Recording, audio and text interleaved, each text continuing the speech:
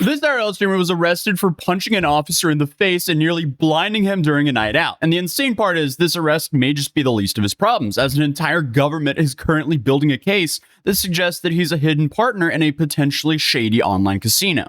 Are you from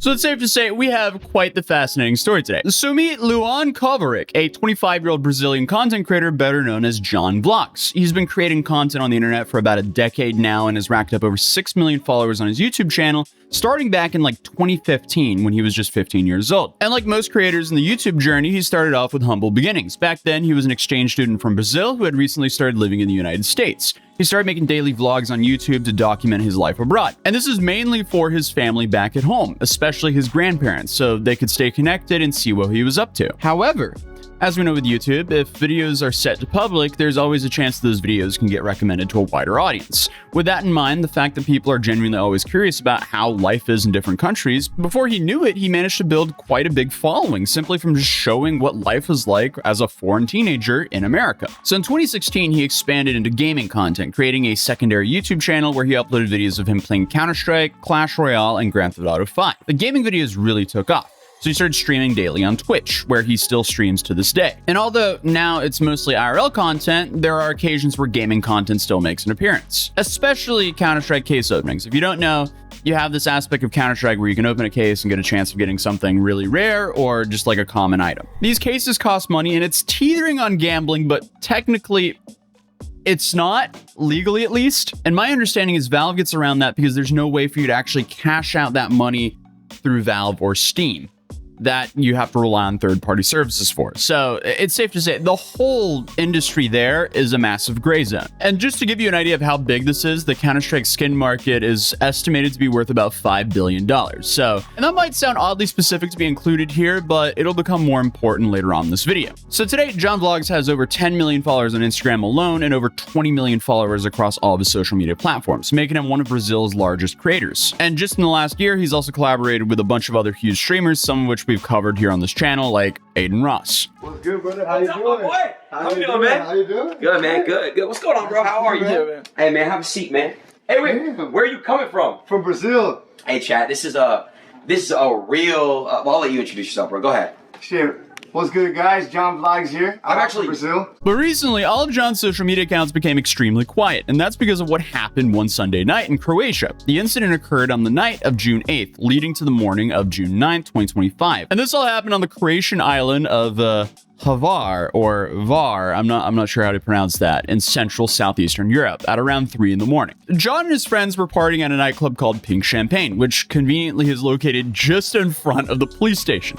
So when, according to reports, they started causing trouble inside of the club due to excessive drinking, John's group of friends started arguing with some other guys in the club, channeling his inner tough guy persona by taking off their shirts in the heat of the moment, I guess, which inevitably just completely escalated the situation and led to the security getting involved, with one guy in the YouTuber circle even breaking some glass bottles to use as a weapon. So obviously this has just taken the drunk tourist package to a complete new level. The bouncers then tried warning them first, but eventually had to physically escort them off the property. Now, usually that would just be the end of it. You get kicked out of the club, you have friends for some reason who guides you towards your home, and then, maybe grab some late night food, and then you sleep it all off. But obviously you read the title of today's video, and that's not what happened in the slightest. Instead of just calling it a night and going home, the group started shouting at the security, causing an even bigger scene outside of the club. And remember, this is happening in front of a literal police station at 3 in the morning. So naturally, the cops, they showed up pretty quickly. According to one statement given by the police,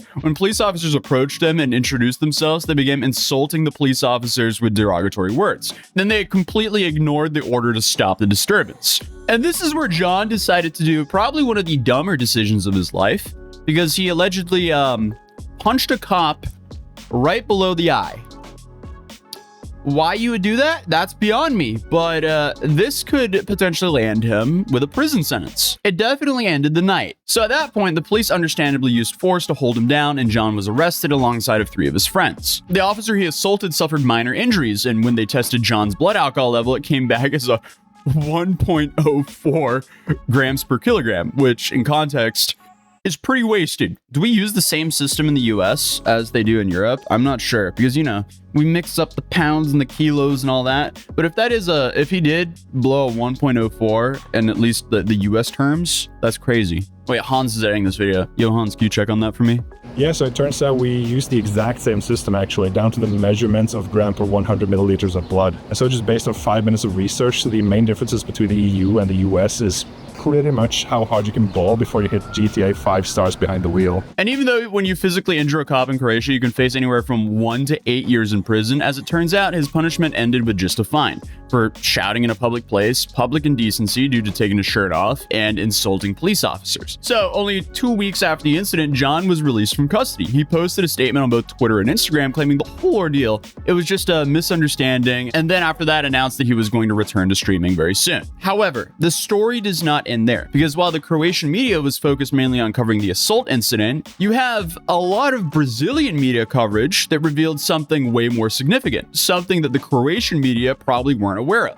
It turns out that John isn't just a YouTuber or IRL streamer in Brazil, he's also pretty successful in different avenues. He owns a marketing agency, runs a clothing brand, and from 2021 to 2023, he served as one of the main faces of Blaze. Blaze is an online casino platform that is primarily operated in Brazil. However, for legal reasons, it's hosted on the island of Curacao. And if you're not aware of, that's kind of a tax haven and is also a home for some of the most popular online casinos. So Brazilian media is referring to John as a potential hidden partner in the company and allegedly was making a lot of money promoting it. According to CNN Brazil, he worked as a coordinator responsible for managing the company's massive marketing campaign. And due to his extensive network of connections, his role was to bring in as many public figures as possible to promote the brand. However, this apparently isn't the case, as the influencer's press team has consistently emphasized that John holds no shareholding at the casino. So here's where things get slightly complicated, because gambling has been strongly restricted in Brazil for some time now, with quite severe penalties for unauthorized activities since 1946. And Blaze's track record internationally is not really excellent either. In 2019, it was blocked in Portugal for operating without a license,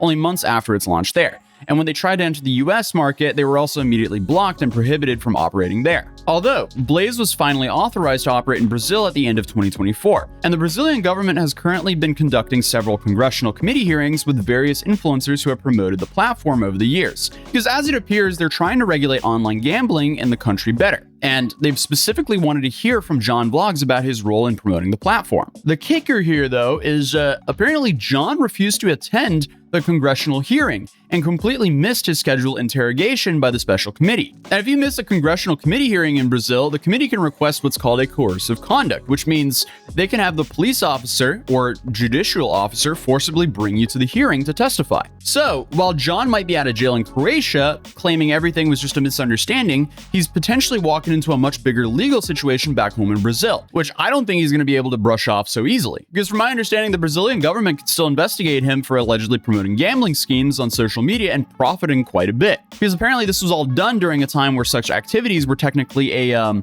legal gray area. And that's not even considering the potential repercussions for missing a congressional hearing. I feel like the only thing John has to his advantage here is it in fact was a legal gray area. So that definitely does leave some room for his attorneys to argue. But overall, I mean, the timing that happened couldn't be any worse for John. Around the same time he was supposed to be testifying before Congress in Brazil, he was assaulting a police officer in Croatia. I mean, this whole situation can just be a perfect example of how quickly things can spiral when you're living your life in the public eye. And overall, just like what a domino effect. It's like, all right, punches a cop in Croatia, gets let off, but because he punched a cop in Croatia, he couldn't meet up to a congressional hearing in Brazil.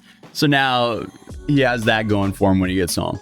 Either way, best of luck to him getting through that. He might need it. But I mean, hey, at least he didn't live stream himself robbing his roommate, then getting sent to jail, then calling the victim, asking to tell the cops that it's not so serious, all while live streaming it like this guy did, because that's also just a wild story. But I thought this was quite the fascinating series of events that I wanted to cover here on this channel. If you're new here, feel free to subscribe, drop a like on this video if you enjoyed this video. But other than that, I'll see you guys in the next video. Peace.